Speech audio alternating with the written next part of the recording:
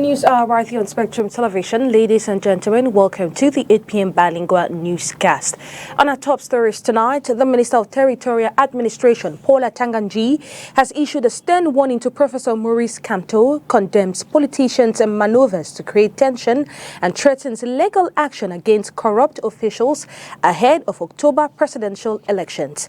Full story will be yours in tonight's edition of the 8 p.m. bilingual newscast. As Douala and Cameroon grapples with frequent power outages, residents are increasingly vulnerable to heat-related illnesses such as heat exhaustion and heat stroke. For more details on how these power cuts can impact public health, Oriane Donkeng with a full story right ahead. Good evening once again, ladies and gentlemen, and thanks for joining us. Tonight's edition of the 8 p.m. bilingual newscast opens in the French language with you, Leila Renganzeu. Good evening. Bonsoir à vous, la Donnette Ondessa. Mesdames, bonsoir. Monsieur, bonsoir. Et merci d'être avec nous. Il est 20h sur les antennes de Spectrum Télévision. C'est le journal. Nouvelle conférence de presse du ministre de l'Administration territoriale à quelques mois seulement de l'élection présidentielle d'octobre. Paul Atangandi dénonce des manœuvres d'hommes politiques pour instaurer un climat de tension et de division au Cameroun et plus particulièrement sur la scène politique. Il annonce par ailleurs des sanctions. On fait le point de cette conférence de presse avec Olivier Bouzik. Maurice Kamto est dans le viseur de Paul Atangandi. Face à la presse, le ministre de l'Administration territoriale fait constater d'emblée, dit-il, quelques frasques antérieures du président du MRC.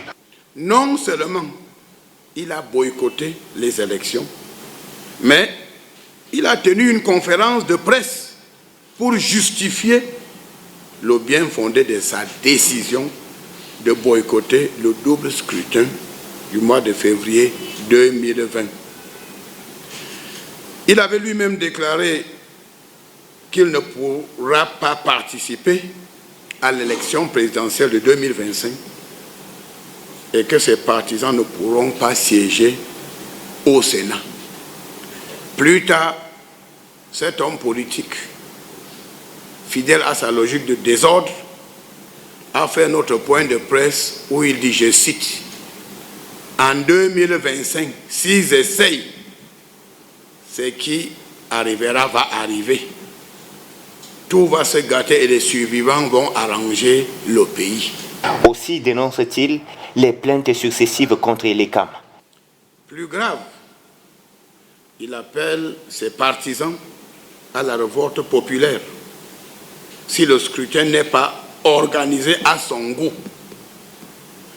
Récemment, il a même indexé les services de sécurité et les CAM, insinuant une intention d'enrôler des étrangers dans le fichier électoral national. Il faut cesser de faire de l'élection présidentielle de 2025 une question de vie ou de mort. Les hommes politiques véreux doivent laisser LCAM faire son travail.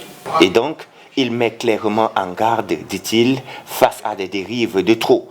Je voudrais dire clairement à ce politicien véreux d'arrêter, car trop, c'est trop. Il sait parfaitement que nul ne peut se prévaloir de sa propre turpitude. Chacun doit désormais avoir l'honnêteté intellectuelle d'assumer ses décisions et ses choix politiques. On vous donne de la nourriture dans un plat et vous décidez de manger à terre. À partir de ce jour, tout désordre, invectif, manipulation, propagation de fausses nouvelles, appel à l'insurrection, messages de haine doivent cesser, car ces forfaits seront désormais traités avec la rigueur de la loi. Si cette personne persiste dans la logique de provocation, de manipulation, de dresser les Camerounais les uns contre les autres, il va une fois de plus terminer sa course dans le pays de si je savais. Et cette fois-ci, dans le pays de si je savais, le séjour sera long il sera même très long. La mise en garde est par ailleurs adressée à tous les hommes politiques qui agiront en marge de la loi.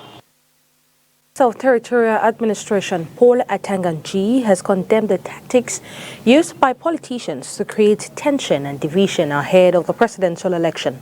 He announced that legal actions will be imposed on corrupt politicians. Regarding the minister's statement, Olivier Buzike has an excerpt for us. The head of state, President Paul Biya, widely known as a fair play politician, decided to release him so that he can be well prepared to take part in the twin election of February 2020.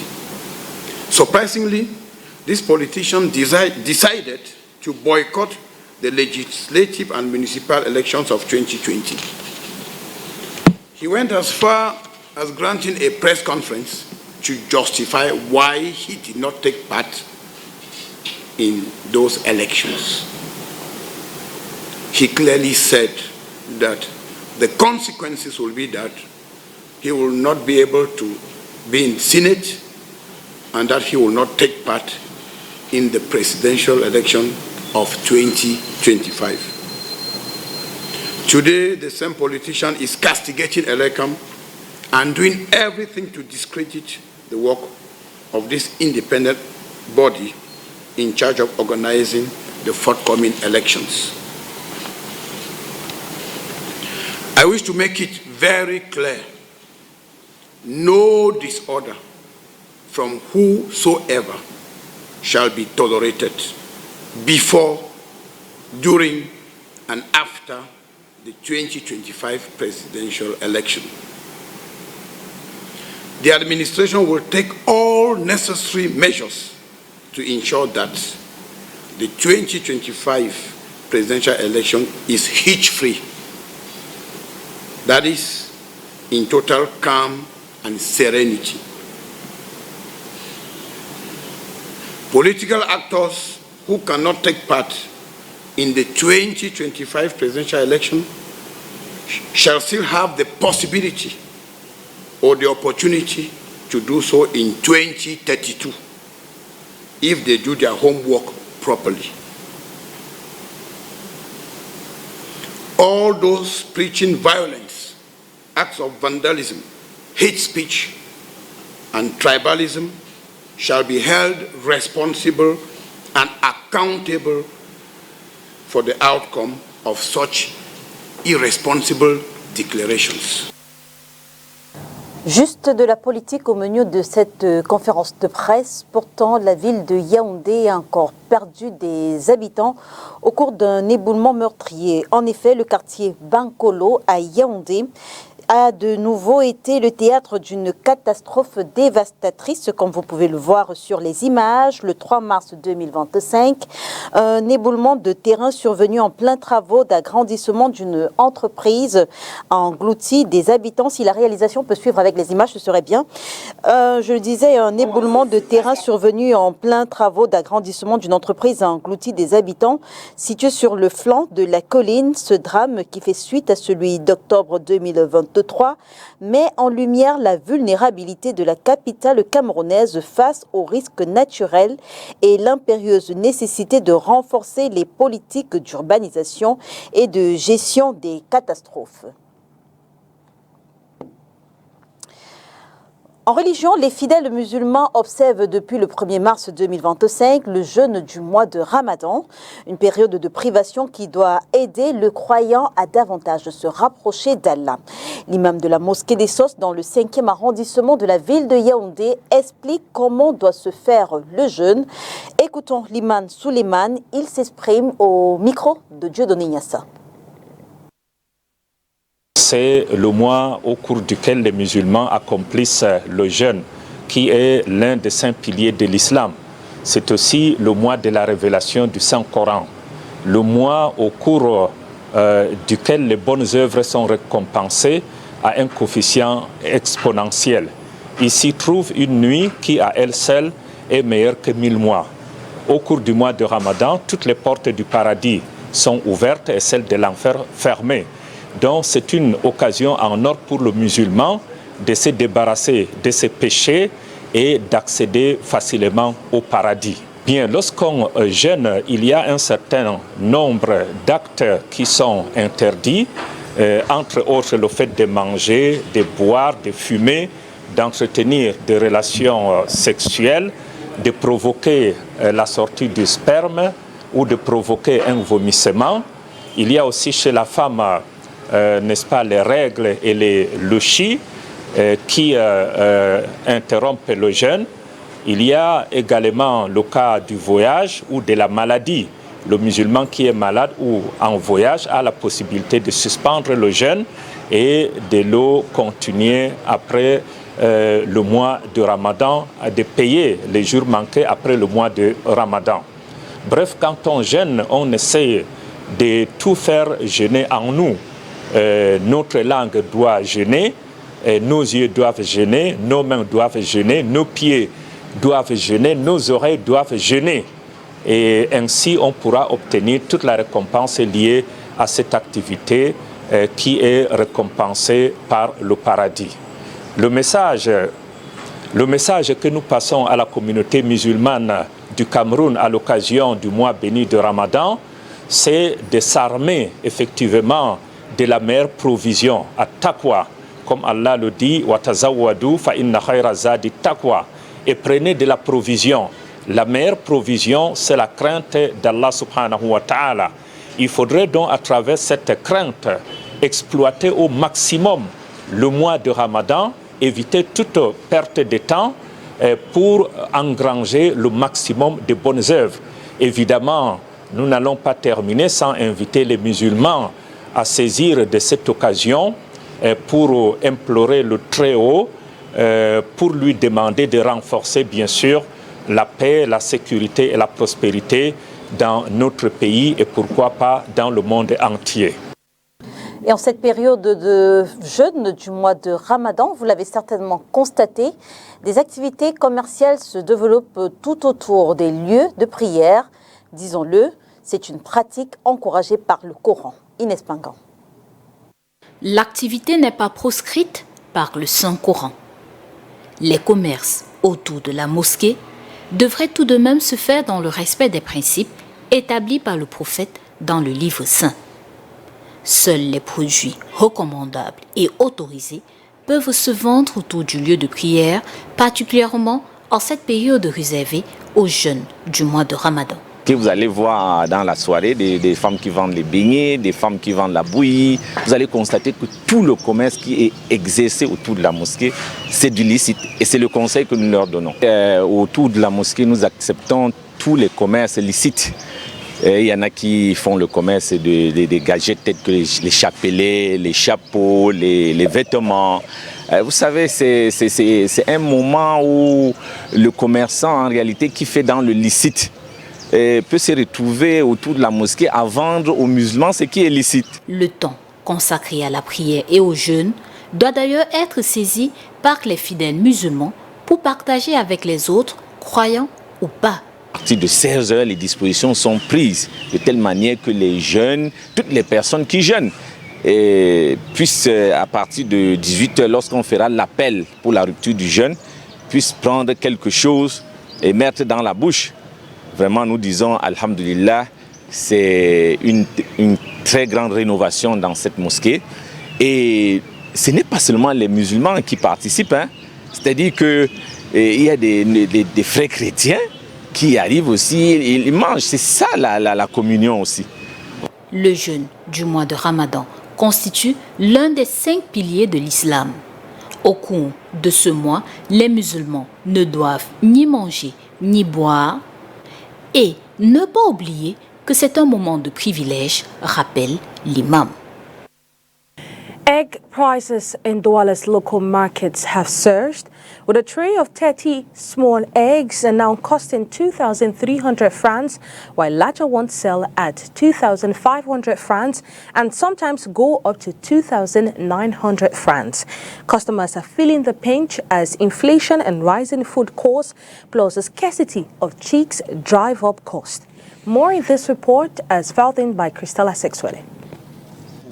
The price of eggs has skyrocketed, transforming this once affordable staple into a luxury item that many families can no longer afford. Here in Bunaberi, in the economic capital city of Douala, a tray of eggs now costs between 2,300 francs and 2,700 francs CFA, up from 1,700 to 1,900 francs CFA just a few months ago. A tray of egg now costs between 2,300 francs and even up to 2,700 francs or more. And this increase, when we ask our suppliers, they attribute it to the shortage of chicks and rising feed prices. However, egg retailers have attributed this dramatic increase to a severe shortage of chicks and rising feed prices driven by global inflation and the fallout from the Ukraine war. As inflation continues to strain household budgets, many families grapple with the soaring costs and are forced to view eggs as a rare delicacy rather than an everyday food source. Nonetheless, local traders warn that without intervention, this crisis could deepen, forcing more households into food insecurity as they struggle to adapt to these new economic realities. Et puis cette brève qui nous parvient à l'instant, ce communiqué, voilà, qui fait savoir que dans la matinée du samedi 1er mars 2025, des vidéos ont circulé. Vous avez certainement pu voir ces vidéos ont circulé de manière virale sur les réseaux sociaux, montrant des agents de police exerçant des violences et autres actes dégradants et inhumains sur un avocat et autres personnes. La veille, le barreau avait déjà appris qu'un autre avocat ayant dénoncé des violations des droits de ses clients avait été séquestré par des agents et officiers des forces de l'ordre afin qu'il se rétracte, ce qu'il a dû faire pour recouvrer sa liberté. Suite aux violences physiques, poursuit le communiqué, barbarie et autres traitements humains dont sont victimes de manière récurrente les avocats de la part des forces de l'ordre. Récemment, le Conseil de l'ordre des avocats a siégé en session extraordinaire. C'était le 3 mars 2025. Il est porté donc à l'attention des avocats et de l'opinion publique qu'au terme de cette session, le Conseil de l'ordre a fermement condamné ces violences récurrentes qui sont largement relayées sur les réseaux sociaux et portent gravement atteinte à l'exercice professionnel de l'avocat, à l'honorabilité, à l'image et à la sacralisation de la profession d'avocat. Par ailleurs, le Conseil de l'ordre des avocats du Cameroun a décidé d'engager des poursuites judiciaires pour que les auteurs puissent répondre de leurs actes, mais aussi de la suspension du port de la robe et de la non-fréquentation des cours et tribunaux sur toute l'étendue du triangle national pour manifester son mécontentement et appeler les autres corps sociaux à permettre aux avocats de faire leur travail et à leur accorder le respect qui leur est dû. Donc, la suspension court du 5 au 7 mars 2025 et le communiqué signé de Maître Mba, Eric Mba, le bâtonnier de l'ordre des avocats. En santé, fatigue, somnolence, baisse de rendement sont là quelques conséquences d'un mauvais sommeil. La ville de Douala, comme d'autres villes du Cameroun, subit au quotidien des coupures d'électricité, une situation qui a un gros impact sur notre sommeil. Aurélien Danquin et Landry Ossa ont rencontré un médecin du sommeil. Il a plu ce 4 mars 2025 sur la ville de Douala. Un autre fait sûr, il fera très chaud, qui plus est, la météo parle de canicule. Dans cet ensemble de certitudes, la disponibilité de l'électricité est incertaine. D'ailleurs, au moment de la rédaction de cet élément, il n'y a pas d'énergie électrique. Une situation qui, survenue la nuit, a un fort impact sur le sommeil. Quand il y a des ruptures de courant, surtout la nuit, vous imaginez bien que tous les Camerounais qui dorment sous ventilateur, qui dorment sous climatiseur, sont bien embêtés. Et donc, du coup, la qualité de leur sommeil est mauvaise. Le sommeil lent profond disparaît pratiquement. Et si jamais ils venaient à dormir quand même un peu, ce serait un sommeil lent, léger, hyper fragmenté. Voilà. Donc, c'est un sommeil qui va pêcher sur deux points de vue. D'abord, la durée et deuxièmement, la qualité.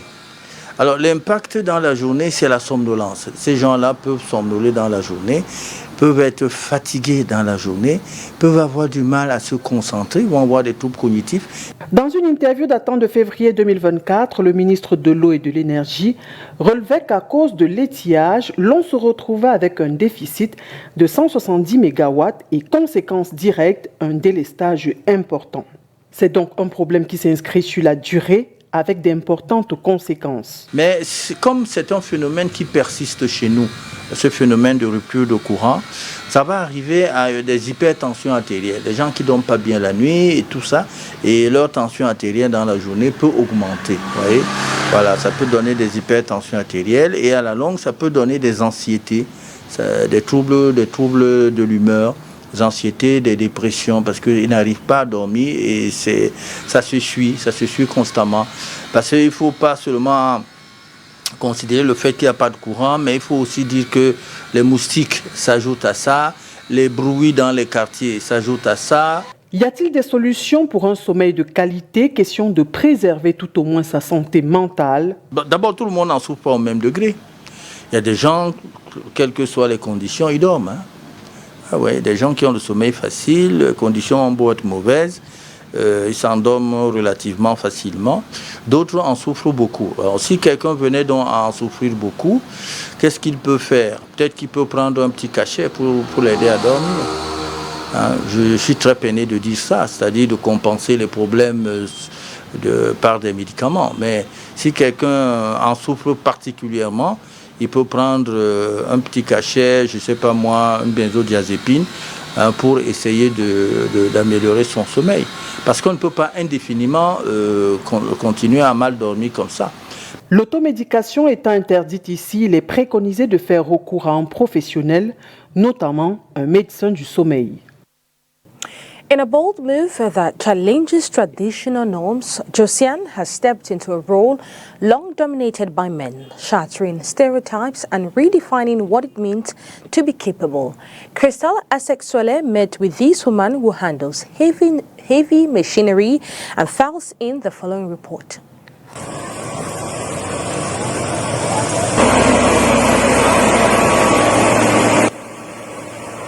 32 years old Josiane, heavy machinery conductor for road construction, is a source of inspiration to many women who have been scared from following their passion due to stereotypes, bias, and discriminations from society, which tends to label certain professions fit only for men and not women. As you can see, women are just as capable as men in this role.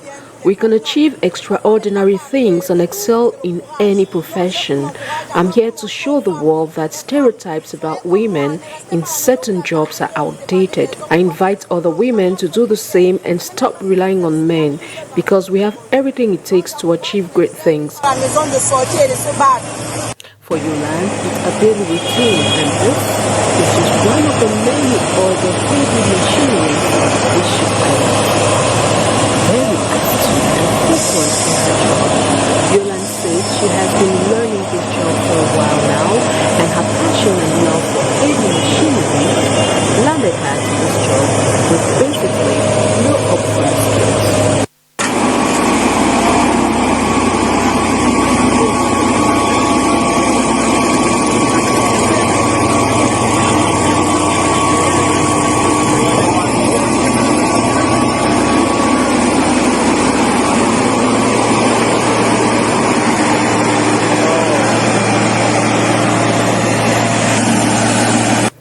Daring to follow her passion and her ability to easily understand, learn, and adapt to every situation, it was easy for her to upgrade her skills while on site. In a society when women are generally expected to dress in a typical feminine way and be polite, accommodating, and nurturing, while men are expected to be strong, aggressive, and bold, women's role in public life has greatly improved as women like Yolande now work as scientists, doctors, engineers, lawyers, managers, university professors, pilots, and you name it.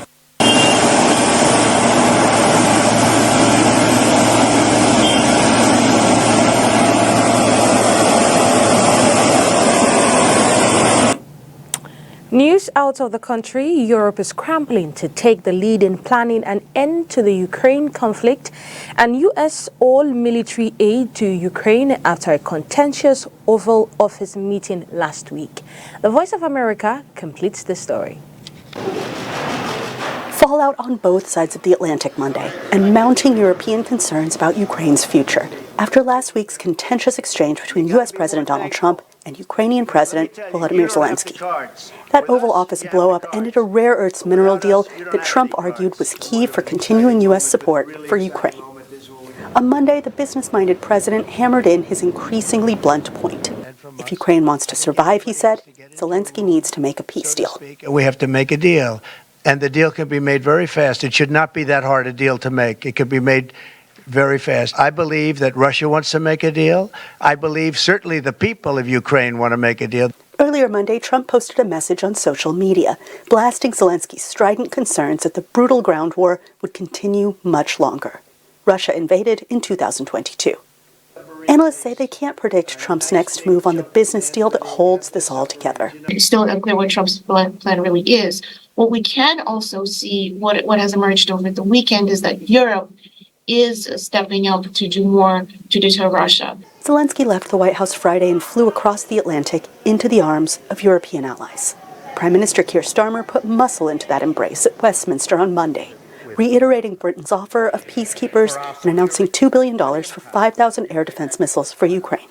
Mr. Speaker, it is right that Europe do the heavy lifting to support peace on our continent.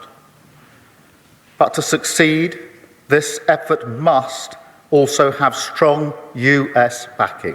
And also Monday, the two men at the center of this grueling war delivered their messages to the world, showing how far apart they are on this conflict that has bogged down Europe for 3 years. I think that on an equal level, the U.S. support will continue because failure of Ukraine is just not success of Vladimir Putin. It is the failure of Europe. It is the failure of the United States of America. I think we are all interested in not giving Putin an opportunity to win. And a spokesperson for Russian President Vladimir Putin. They want the war to continue. Therefore, in this situation, of course, Washington's efforts and Moscow's readiness alone will clearly not be enough. A crucial element is missing. Meanwhile, Beijing also expressed wishes for a resolution. China is not the creator or a party to the Ukraine crisis, and we support all efforts conducive to peacefully resolving the issue.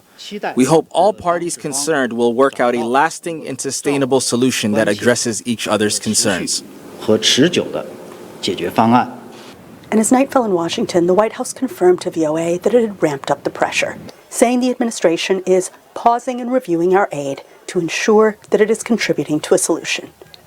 And Trump teased to his next big announcement on Ukraine. We're making a speech. You probably heard about it tomorrow night, so I'll let you know tomorrow night. That will be his address to a joint session of Congress Tuesday night, Washington time. Anita Powell, VOA News, Washington.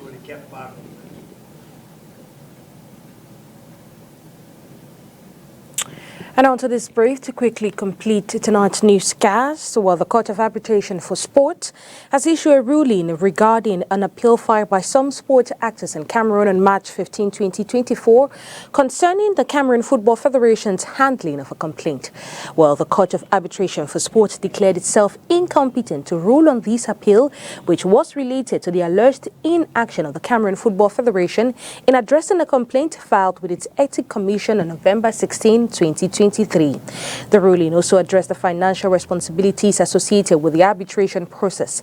The appellants are jointly and severally responsible for the arbitration court, with the exact amount to be communicated separately by the Court of Arbitration for Sports Registry.